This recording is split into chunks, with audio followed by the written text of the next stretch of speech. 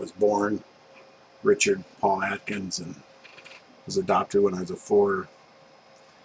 I changed my name to Richard Reynolds, and I lived with that family for 13 years. And when I was older, my birth family found me, and so I've gone back to using Adkins, but I answer to both. So anyway, when I was in Kansas City and I was waiting for a particular project to be completed, I was pretty worn out, pretty stressed out.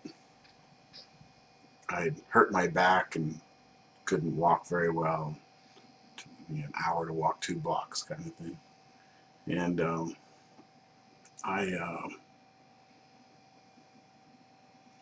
we had just had a deal go through on one of the coal mines. We had 4 million ton of gob coal that we were going to try to harvest, and had done a lease up to option to buy on a wash plant. The investor partners had put the money down, and we had delivered 30,000 tons of coal, and the guy who owned the wash plant basically took the wash plant back and kept all the coal and sold it off and kept the money. It was just, we've yet to collect. My understanding is an attorney working trying to collect. Anyway, and so we started working on another wash plant, and we're trying to close that so we could start harvesting this coal. 4 million tons in this particular spot, but it was one of multiple claims. There was probably around 20 million ton of coal. We could expand that to 100 million ton plus. So this was a real key thing to get this particular thing started, and this guy walked off with it, and it was just devastating. I was trying to repair it, and of course under the stress of the state of Montana wanting me, and trying to wrap things up so I could leave and go back home and face them, and preferably with enough money to hire an attorney, etc. And but I was whipped, and I was laying there in bed one day, and I was just praying. I said, "Oh Lord, can you give me something?" Because I just feel I was pretty faint-hearted. I was like, I got to make it through to get this other wash plant. And I was just whipped, and I was just praying, and I said, "Can you give me something and to hold on to?"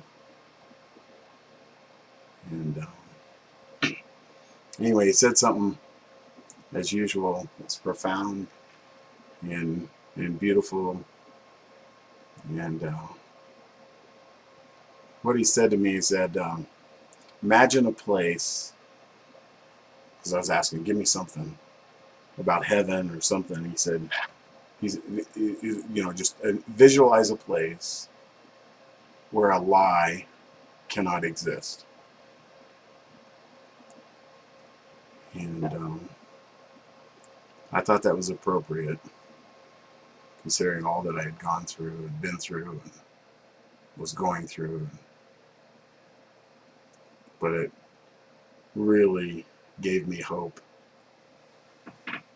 And after having gone through the trial, listening to accusations and people's reports and testimony, and I think it's just hanging on to that, knowing someday all this baloney will be over with, and just amazing what come out of the woodwork dealing with that. So I wanted to respond. I wanted to respond in court. I gave my attorney 50 questions to ask, and I think he asked 3 or 4 of them to ask me when I was on the stand so that I could tell my story. it wasn't allowed. So I decided to create a response, submit it to the court, and make it available to investors and family, and so they understand. People understand bits and pieces, but with all the conjecture and all that, people don't really understand where I was coming from, what I was trying to do. And so hopefully this will shed some light on it. Obviously there's a lot I could say. I'm trying to trim it down, and even that, it's voluminous. And I have to go back to my early days in order for you to understand where I'm coming from. So I'll make this as brief as possible, but this is we got 12 sections that I'm going to record each section, and you can look at some or all, and hopefully that'll give you an understanding where I'm at and what I believe, and